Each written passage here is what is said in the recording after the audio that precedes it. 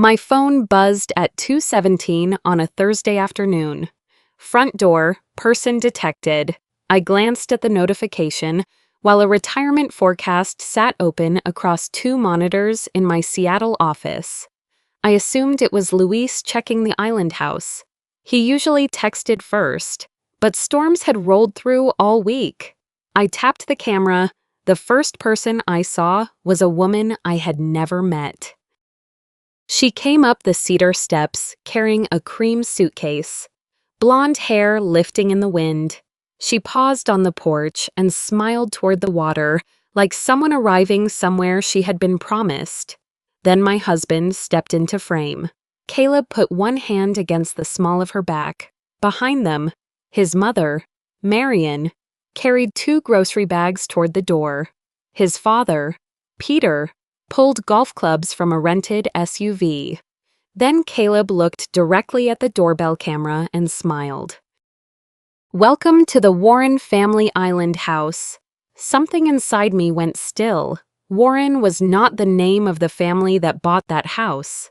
Holloway was. My grandmother June had spent nearly 40 years paying for it, repairing it, repainting weather-beaten siding, replacing dockboards, and refusing developers who told her the land was worth more without the old house. When she died, she left it to me. Not Caleb, not the Warrens, me. The deed carried one name, Elise Holloway Warren. Caleb did not know it yet, but in less than 3 hours, the house he had just called his family's would stop recognizing every key and code he possessed. I did not call him immediately. I kept watching. That surprised me. I had imagined betrayal would feel loud, shouting, a pulse hammering in my ears. Instead, I felt almost unnaturally calm.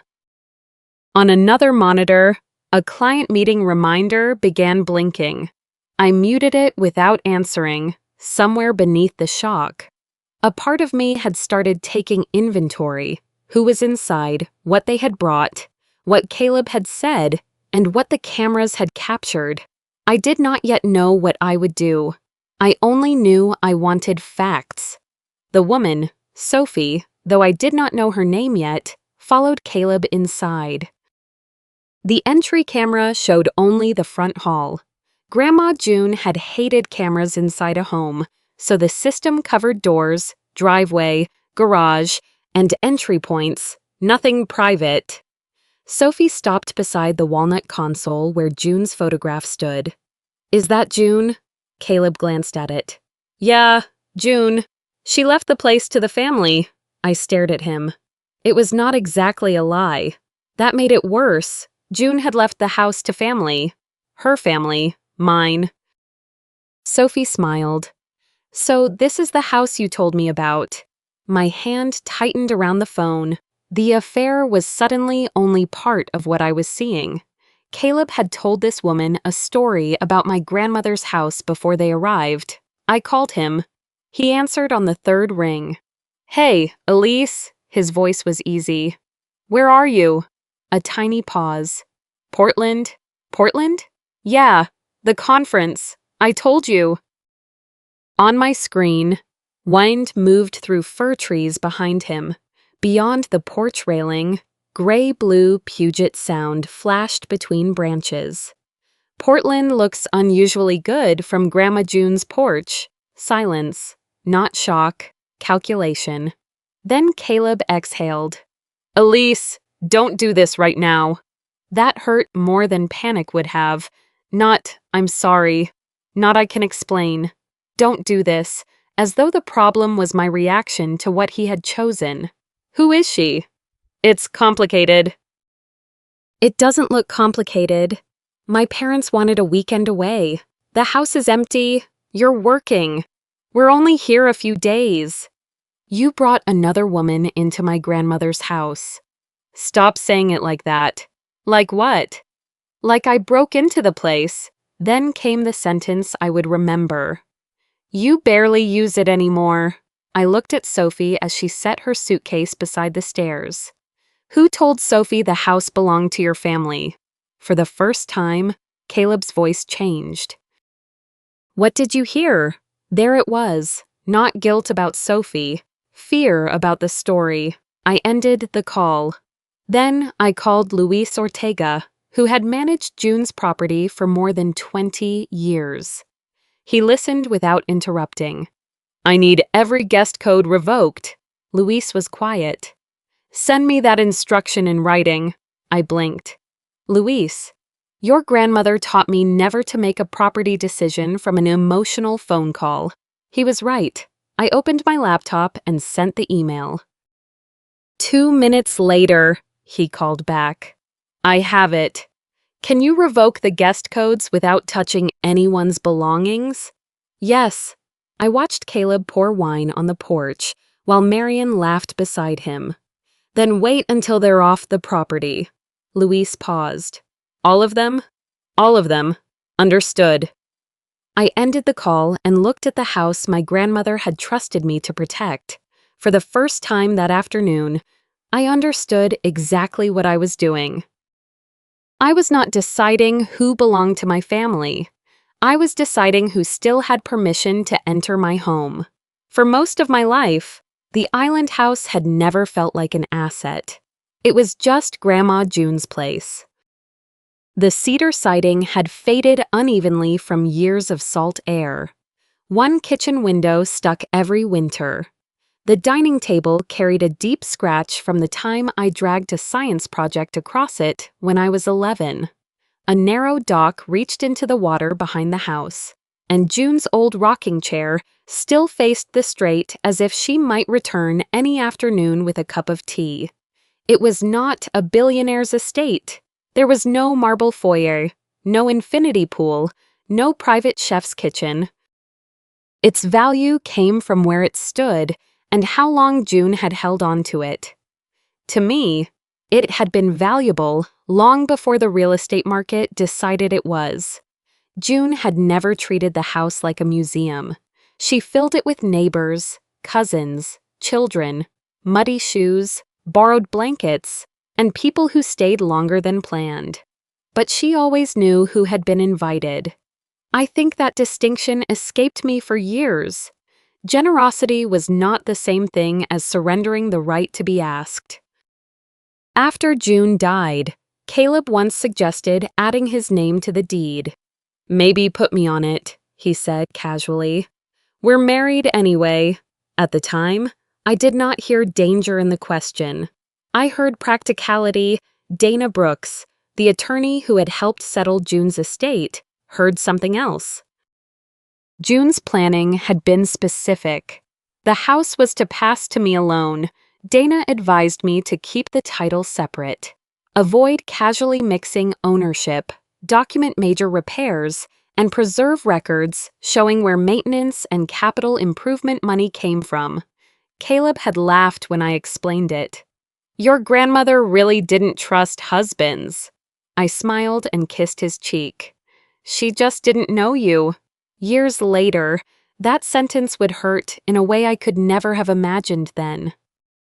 The truth was, Caleb had not taken one enormous step over my boundaries. Neither had Marion. They had crossed them in inches. The first time Marion asked to use the island house for her anniversary with Peter, I said yes before she finished explaining. Of course. The next year, she asked if Thanksgiving could be there. Sure. Then came birthdays, long weekends, a summer visit with cousins. At some point, Caleb stopped asking. Mom and Dad are going up next weekend, he would say. Not. Would that be okay? Just a statement. I noticed the difference. I also let it pass. That was something I had become very good at. Marion had a spare key to our Seattle house too, once. I came home from work and found a casserole cooling on the kitchen counter. She had let herself in while no one was home. I remember standing there with my purse still over my shoulder, feeling irritated and then immediately ashamed for feeling irritated. When I mentioned it, Marion looked genuinely confused. We're family, so I smiled. Of course. Caleb once used our joint credit card to buy his parents an expensive anniversary gift without mentioning it first. When I asked why he had not talked to me, he shrugged. It's our money, technically. He was right. That was the problem with so many of the things that bothered me. Each one could be explained. Each one was small enough to make me feel unreasonable for objecting. No single incident looked like a broken marriage, so I kept choosing peace. I would understand much later that entitlement rarely begins with someone claiming an entire house. It begins with smaller sentences. You don't mind, right? We're family. I figured you'd say yes. You have more than we do. Each sentence asks for very little. Then one day, you realize no one is asking anymore. The distance between Caleb and me had begun about a year before I saw Sophie on the camera. Maybe 14 months, his travel increased. He stayed out later. He became impatient over things that once made him laugh. His phone began spending more time face down on tables.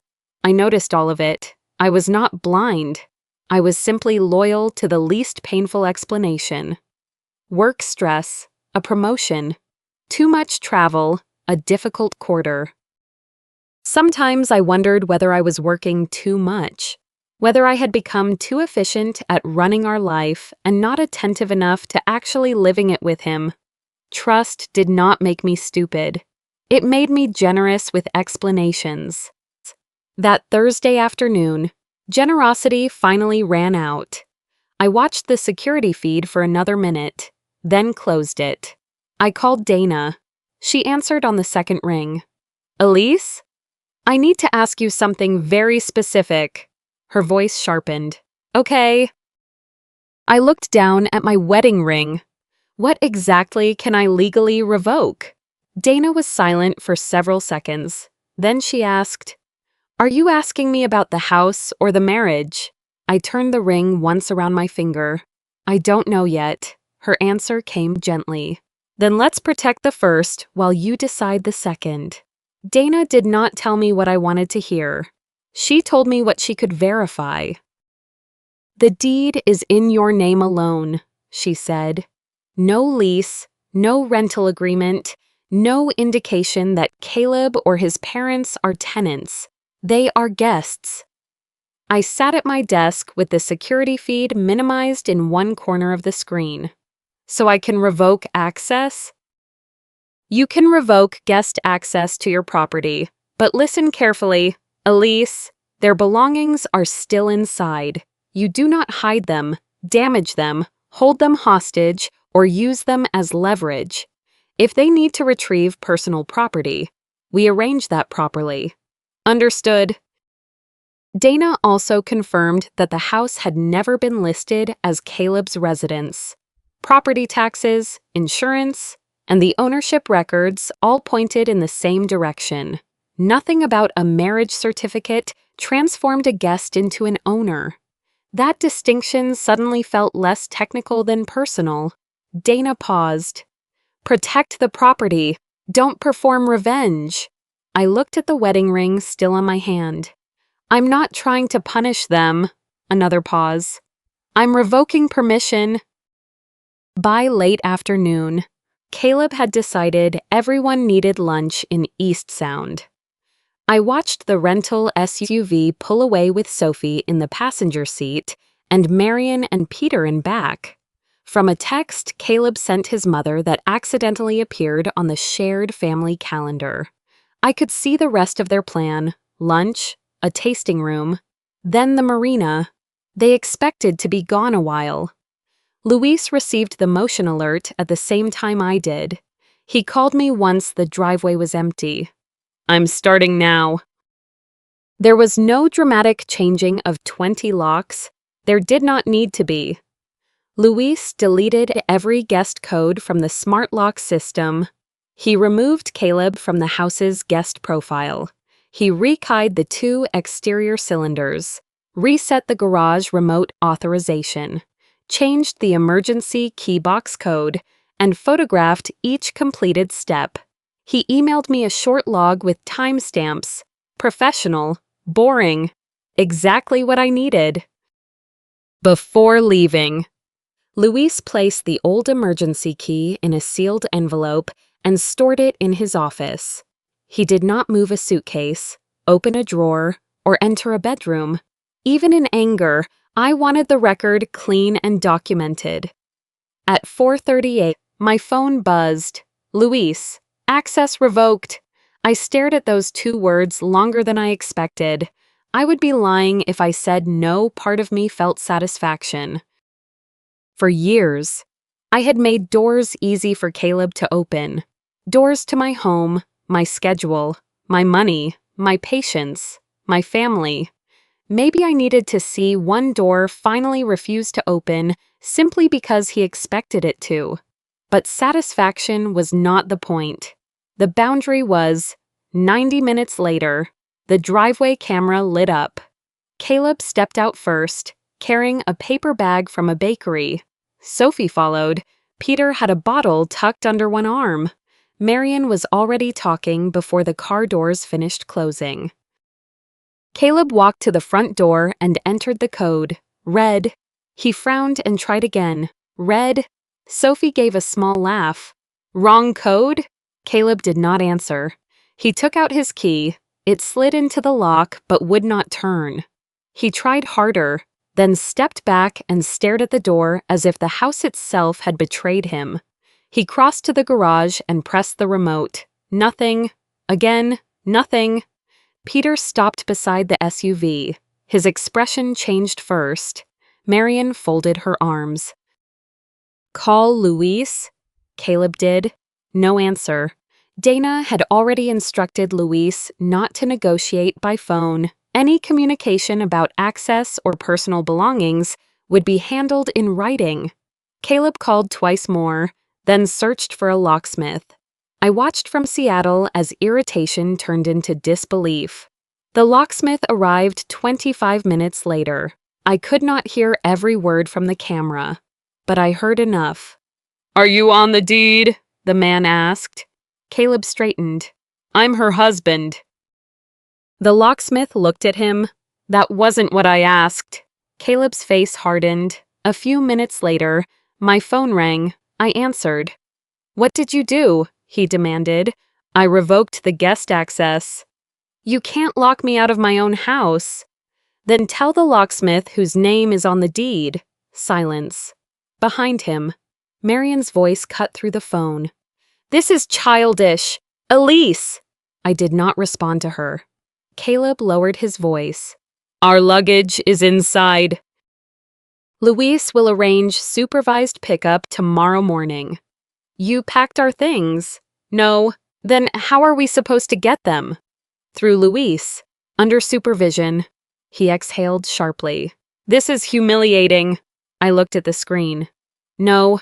Caleb, it's inconvenient." He said nothing. "I didn't touch yours," I continued. "I only revoked your access to mine."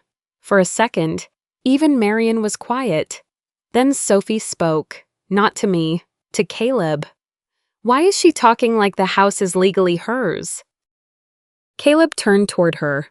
"Because technically," Sophie's face changed. "Technically," I watched them through the porch camera and realized the lockout was no longer the biggest problem standing outside my house. The porch went quiet after Sophie said, "Technically?" Caleb looked at her as if he could still choose which version of the truth to use. "You told me this house came from your family," she said. "It did," Caleb replied. "Through marriage." Sophie stared at him. "That's not what you said." Marion's expression changed. Peter lowered the paper bag in his hand. Sophie pointed toward the house. "You said June left it to the Warrens." Peter answered before Caleb could. June was Elise's grandmother. The air around them changed. Sophie did not move. Then she asked the question that changed everything. "You said your divorce was filed." Marion turned toward her son. "What divorce?" "Mom, don't." "No." Marion stepped closer. "You told us you and Elise were taking some time apart." Peter looked at Caleb. "You told me Elise knew about this trip." Sophie's face had gone pale. He told me Elise moved out in February. Marion gave a disbelieving laugh. Elise hosted us for dinner last month. Silence again. I watched from Seattle as 4 people stood outside a house none of them could enter, each holding a different version of my marriage. No lawyer, no deposition, no courtroom. But it felt like a cross-examination. Every answer exposed another contradiction. Caleb tried the same defense. It's complicated, but there was nothing complicated about the facts anymore. There were simply too many lies occupying the same space. Sophie said he had told her we were already separated. Marion said Caleb had described our marriage as difficult, not over. Peter said Caleb told him I knew about Sophie and had agreed to the island weekend. Sophie said Caleb told her. I had moved out months ago and only remained financially connected to him because separating everything before year-end would create tax problems. Each statement erased the one before it. Caleb kept looking from face to face, trying to find the person most likely to believe him. For years, that person had often been me. Now there was no one left. Peter sat on the porch step. I remembered something he had said several days before the trip. Caleb had mentioned taking his parents away for the weekend. Peter had asked, Elise knows? Caleb had answered. Dad, it's handled. At the time, Peter had let it go, watching him now. I could see that memory return to him. He had known it was not an answer.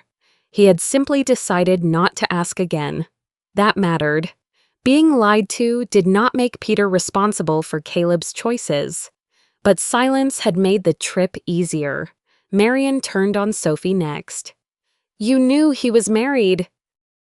Sophie flinched. I knew what he told me about the marriage. That's not the same as knowing nothing. Sophie opened her mouth, then closed it. For once, I agreed with Marion. Sophie had been deceived. That did not make every choice she had made innocent. I did not want a story with one villain and 3 victims. Real life was rarely that clean. Sophie stepped away from Caleb and crossed the driveway. He called after her. Sophie, can we talk privately?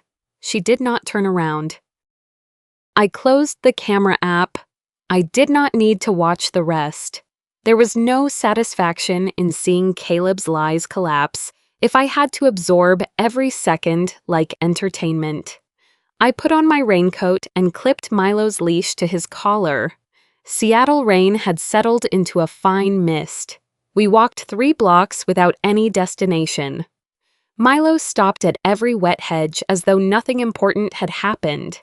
The truth had not made the betrayal hurt less. It had only given the pain a shape. Until that afternoon, I had been grieving something vague, distance, suspicion, the fear that my marriage was slipping away. Now the loss had names, dates, sentences, witnesses. That was easier to understand. It was not easier to carry. That evening, an unknown number called. I almost ignored it. Then I answered. Elise? Yes, it's Sophie. I said nothing. Her voice sounded different from the woman I had watched on the porch. I'm not asking you to forgive me. Good. She paused. Because I'm not ready to. I understand. I don't think you do. Another silence. Then Sophie began talking. Caleb never FaceTimed her late at night. He never invited her to our Seattle house. Whenever she asked to see the divorce filing, he said his attorney was revising something. He told her we still shared an address because changing everything before the end of the tax year would create problems. Some weekends he disappeared completely. Did none of that bother you? I asked. It did. Then why did you stay? The silence lasted so long I thought the call had dropped. Finally, Sophie said, because every explanation he gave me was the explanation I wanted. I had no answer to that. Then she took a breath. I saved the voice notes. I stopped in the kitchen. What voice notes? The ones where he talked about what we'd do to the island house after the divorce. Sophie sent the first email at 9:12 that night. Then another. Then 3 more. There were no secret recordings, nothing hidden under a table or captured without Caleb knowing. The voice notes were messages he had sent her himself, usually late at night, in the casual tone of someone speaking to a future he believed was already arranged.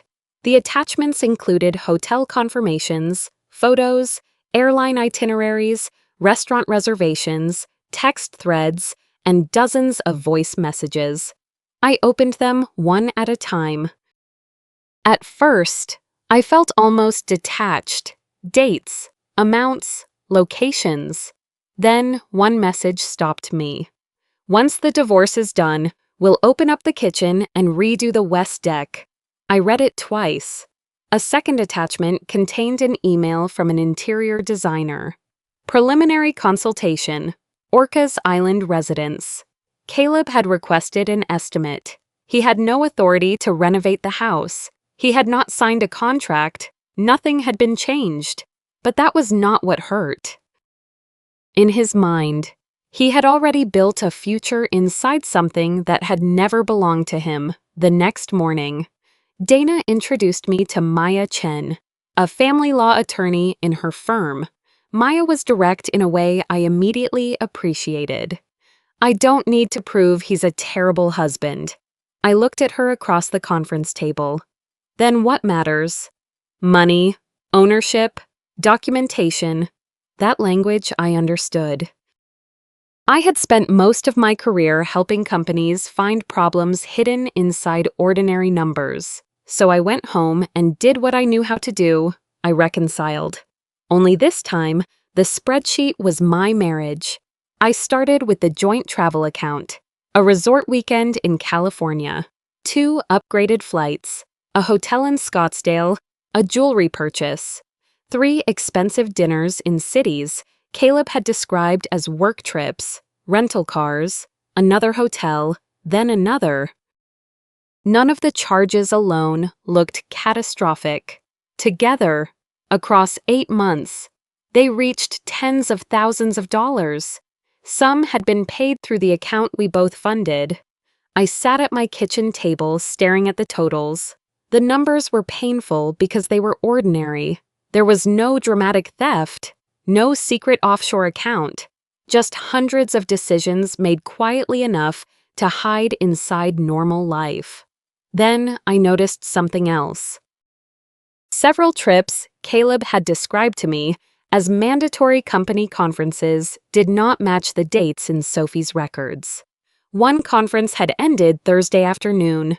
Caleb had told me he needed to stay through Sunday for regional meetings.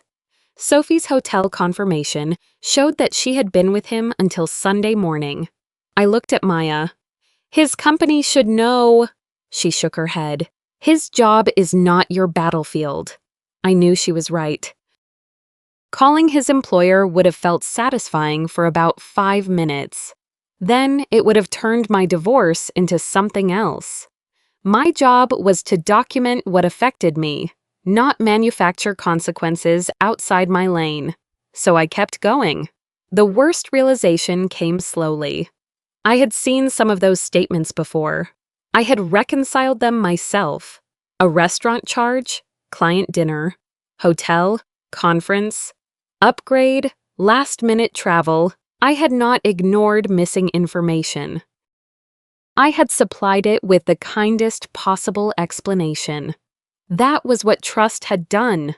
Trust doesn't erase missing information. It simply teaches you to fill the gaps with the kindest explanation. One voice note was barely 20 seconds long. Caleb was laughing when he told Sophie that the view from the west deck would be better once we replaced the railing. I knew that railing. June had sanded it herself one summer when I was 16. The idea that Caleb had mentally converted her work into a design problem made me feel colder than the hotel receipts did. Maya asked me to preserve everything exactly as received. No editing screenshots, no forwarding messages with added commentary. Save the originals, export statements, build a timeline, and separate what I knew from what I suspected. That distinction mattered to me. Numbers had rules, evidence had rules, pain did not. For 2 days, I worked in careful columns: date, location, amount, account, explanation. Caleb had given me supporting record from Sophie. Every row narrowed the distance between the marriage I thought I had and the one Caleb had actually been living without me. My phone rang just after 6. Caleb. I almost let it go to voicemail. Then I answered. His voice was different. No irritation, no command, just fear. Elise, please don't destroy my life. I closed the spreadsheet. I'm not calling your employer, he exhaled. I'm not posting anything online. I'm not sending Sophie's messages to your friends. I'm not trying to destroy you. Another breath. Thank you. I stared at the totals on my screen. But I'm also done protecting you from what you already did. For the next 3 days, while Caleb remained on Orcas Island, I did not wait for him to come home. I packed carefully, not half the house. Not the television, the sofa, the dining table, or anything I could later be accused of treating as mine simply because I was angry. I took my clothes, my laptop, my work files, Milo's bed, Grandma June's quilt, the Holloway family photographs, and the small things that belonged to my life before Caleb entered it. My aunt had a furnished cabin outside Bellingham that she rarely used in winter. She gave me the key without asking for the whole story. Stay as long as you need, she said. I changed my mailing address, moved my prescriptions, and photographed every room before I left. Maya had told me that clean exits mattered. I did not want anger deciding what evidence would later have to explain. Standing in the bedroom, I almost took our wedding photograph from the dresser. Instead, I left it face down where it was. I was not trying to erase 13 years. I was trying to stop living inside them. The distinction felt small then, but I knew someday it would matter to me more than anger. By the time Caleb flew back to Seattle, I was gone. He unlocked the front door normally. I knew because the exterior camera sent one final notification before I disabled alerts from the Seattle house. Nothing inside had been dramatically disturbed. The sofa was still there, the television, the dining table, the coffee maker. Caleb insisted was better than the one I preferred. But my coat was gone from the hook near the door. Milo did not come running. My laptop was gone from the desk.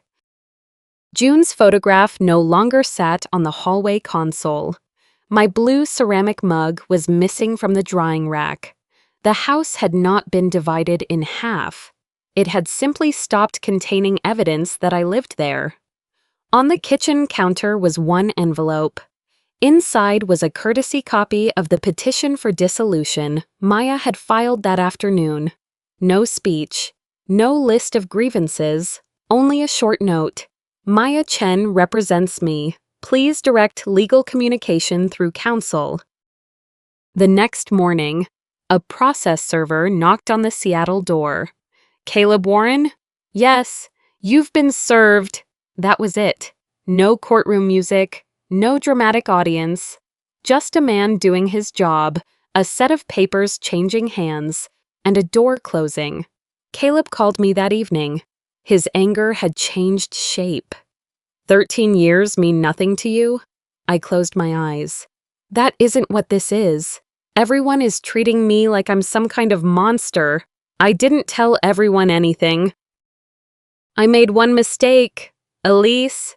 For the first time since the island, I felt something sharper than grief. It wasn't one mistake. I know, but no, you don't. He went quiet.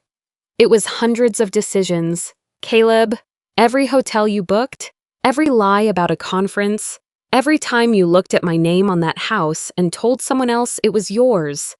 Every time you came home and let me believe the version of our life that was easiest for you."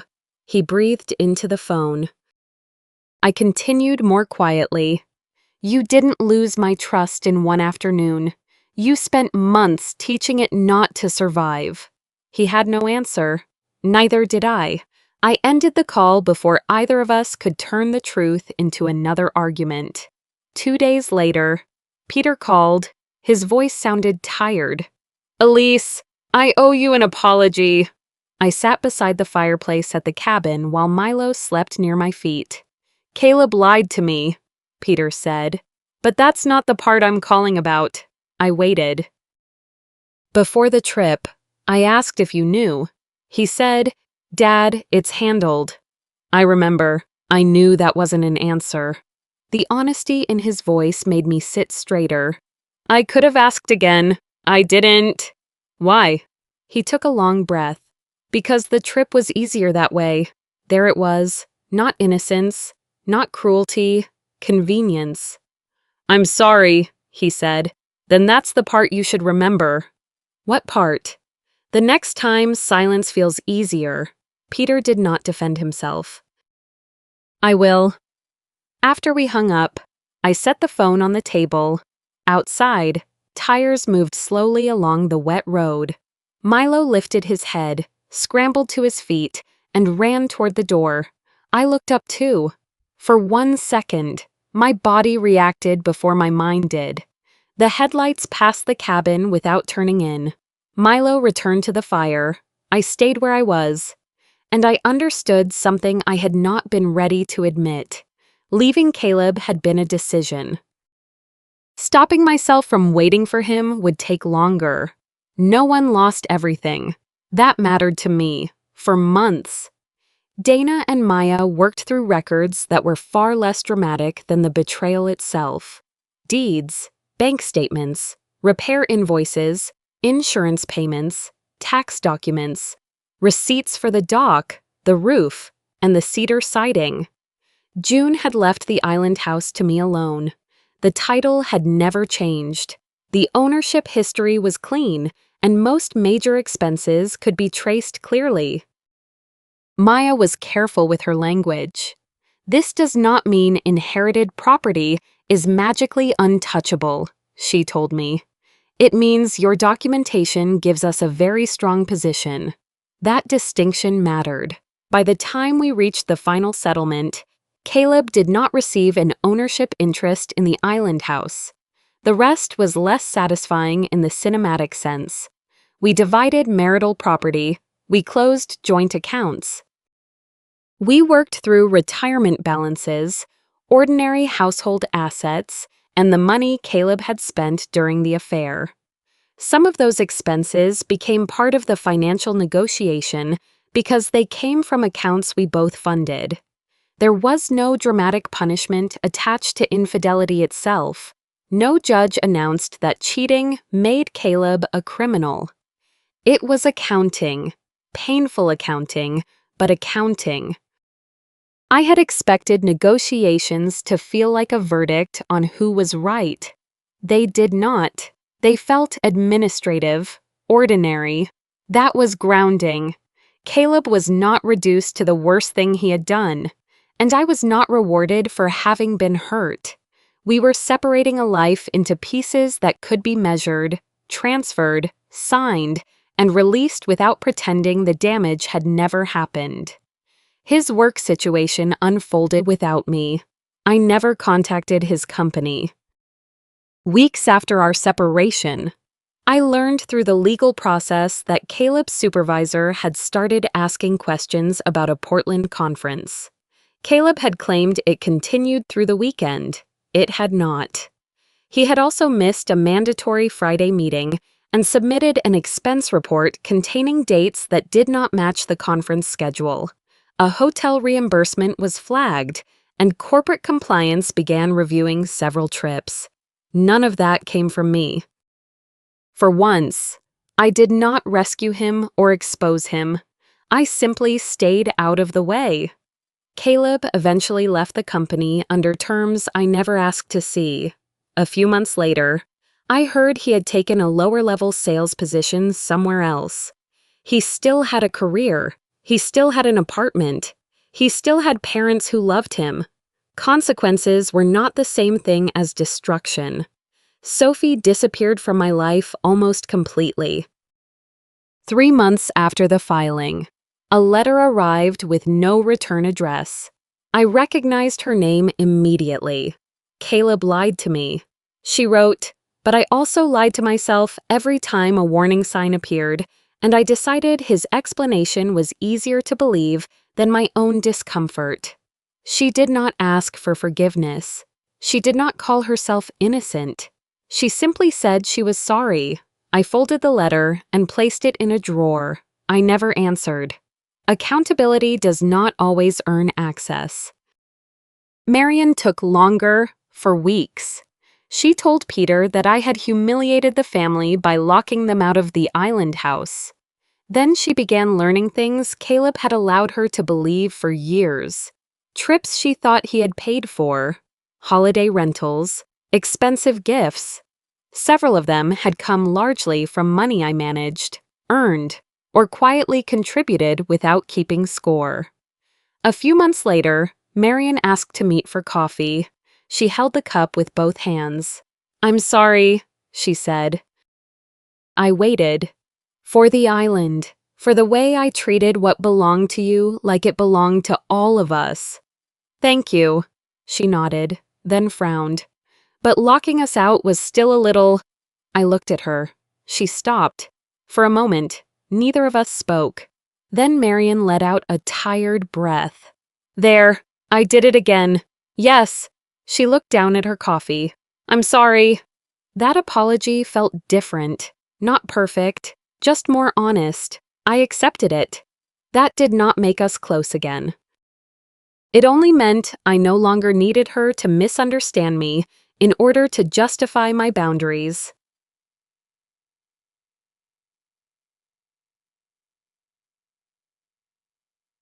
The divorce became final in early spring. There was no party, no champagne, no group of friends waiting outside the courthouse. Just signatures, stamped documents, and a gray Seattle afternoon. Maya walked beside me down the courthouse steps. "Do you feel free?" she asked. I looked at the traffic moving through wet streets. I thought about the island house, the cabin, the wedding ring no longer on my hand. Then I answered honestly. "Not yet." Maya nodded as if she understood. A legal ending could close a marriage. It could not tell my body that the danger was over. That part would take longer. 6 months after the divorce became final, I still checked things I did not need to check. Banking alerts, credit card activity, the front door camera, the island house camera. If someone at work said, "Trust me," my body tightened before my mind had time to decide whether the words deserved suspicion. If a meeting moved without warning, I felt irritated in a way I never had before. Small changes made me feel as if something important had been rearranged while I was not looking. I knew what it was. Knowing did not make it disappear. One afternoon, Luis texted after I opened the camera app for the 4th time that day. "You know you don't have to check every notification." I smiled despite myself. I know. I did not turn the alerts off. Not yet. I was beginning to understand that safety and vigilance were not the same thing, even when my nervous system still confused them. Healing, I was learning, was rarely one brave decision. Sometimes it was simply noticing the habit before obeying it. My first trip back to Orcas Island came almost 8 months after the lockout. Milo jumped from the car the moment I opened the door and ran toward the grass as if nothing had ever happened there. I was slower. I stood at the bottom of the porch steps with the key in my hand. For months, I had been afraid Caleb had changed the house without changing anything physical. that every room would now contain him. Sophie's suitcase by the stairs, Marian's voice on the porch, Caleb calling the place his family's, as though naming something could make it yours. I unlocked the door. The cedar smell was still there. So was the scratch across June's dining table. Her rocking chair still faced the water. The crooked coat hook near the kitchen still leaned slightly to the left because June had always insisted it was good enough. Nothing asked me what had happened. The house did not ask who had lied, who had left, or whose marriage had ended. It was simply still home. I walked from room to room while Milo investigated every corner. In the kitchen, I opened the old drawer where June used to keep spare batteries, stamps, rubber bands, and instructions no one else thought needed writing down.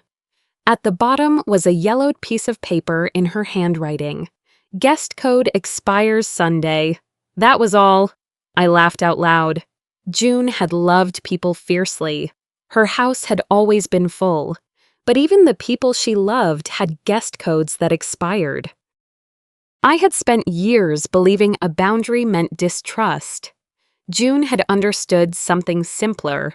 Temporary access was not rejection. Being welcome did not mean being entitled to stay forever. I did not want the house to become a shrine to betrayal after that. And I did not want to turn it into a monument to June either. She had never preserved life behind glass. So I called a small nonprofit based in the islands that worked with families under long-term strain. I told them what I was considering and, more importantly, asked what would actually be useful. They suggested short stays for local caregiver families, parents traveling back and forth for medical treatment, military families trying to reconnect after long separations, and parents who simply needed several quiet days together. They would choose the families, not me. Louise helped build the process. Written agreements, emergency contacts, cleaning schedules, temporary access codes with clear expiration times. The structure made me smile. Generosity with boundaries. June would have understood perfectly. The first family arrived in late summer. A mother and her 2 children. I never met them. That was intentional. A few days later, the nonprofit coordinator sent one photograph with permission. The children were on the porch, arguing over who got the chair closest to the railing. Their mother was carrying a plate of toast outside. One of the children looked up at her. "Can we eat breakfast outside?" Of course. That was the entire moment. No speech. No tragedy explained for my benefit. No lesson carefully arranged. I looked at the photograph for a long time. Then I set my phone face down on the table. For once, I did not open the camera app to check what happened next. The house was collecting memories again. Not Caleb's, not mine alone. And somehow, that felt more like protecting June's legacy than guarding every door I owned. A year after the island weekend, Caleb asked if I would meet him once. Not to discuss money, not to revisit the divorce, not to ask me to reconsider anything, just to talk. I agreed to a public park near Green Lake on a Saturday morning. Milo came with me. That mattered more than I expected. I did not want the meeting to resemble an old date or a scene from our marriage. I wanted benches, runners, dogs, children on scooters, ordinary life moving around us. Caleb looked healthier, not transformed, just steadier. We sat several feet apart. For a while, neither of us spoke. Then he said, "I've been in therapy almost a year, and there are still things I don't fully understand about myself." I looked at him. "Maybe you don't need a perfect explanation." He gave a small, tired smile. "That's what my therapist said." "What did she say you need?" He looked toward the path. "To stop using explanations to make what I did smaller." That answer felt different from the apologies he had given during the first months. Back then, Every apology had contained a defense: stress, distance, loneliness, confusion. This one did not. Caleb took a breath. I betrayed you. I used your trust because I assumed it would always be there. I treated your generosity like access I had earned. I lied to Sophie. I lied to my parents. I told myself stories about the island house until I started acting like something could become mine just because I wanted it. I said nothing. He continued. I planned a future inside a place I had no right to claim. For the first time, he did not look at me as if I were supposed to make the confession easier for him. That was probably the clearest sign that therapy had helped. After a moment, he asked, Do you think you'll ever forgive me? I watched Milo sniff around the base of a tree. I don't know. Caleb looked down. I let the answer stay honest. Then I added, But I don't wake up angry at you anymore. He looked back at me. I suppose that's more than I deserve. This isn't about what you deserve, he waited. It's about what I no longer want to carry. For a long moment, neither of us spoke. Then Caleb said, I'm trying to become someone who would never do it again. I stood and picked up Milo's leash. Then keep trying. That was the last thing I said to him. I did not tell him I believed him. I did not tell him I was proud of him. Becoming a better man was no longer a project I had to supervise. We walked in opposite directions. For once, his future felt separate from mine, and separation no longer felt like a wound I needed to close. Months later, I was back in Seattle when the property app sent a notification from Orcas Island. The next nonprofit family had arrived. Luis texted one word, Ready? I opened the access panel and created a temporary guest code. The screen changed. Guest access active. Expires Sunday, 12:00 p.m. I stared at the words. A year earlier, access denied had made me feel powerful. Now access granted made me feel peaceful. The difference was not the lock, it was choice. I had once thought boundaries were walls people built after being hurt. June had understood them better. A locked door does not exist because it should remain closed forever. It exists so the person inside gets to decide when it opens, who is invited through it, and when it is time to close it again. Milo slept beneath my desk while the camera icon blinked in the corner of my screen. I opened the settings, then I turned off camera notifications. Not the cameras, just the notifications. The house was still protected. I simply no longer needed to watch every door in order to feel safe. It had taken me a long time to understand that loving someone and giving them unlimited access were not the same thing.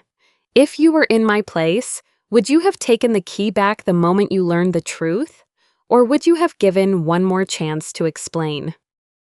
Tell me in the comments, and if you value stories about family, betrayal, difficult boundaries, accountability, and the slow work of finding yourself again, subscribe and join me for the next one.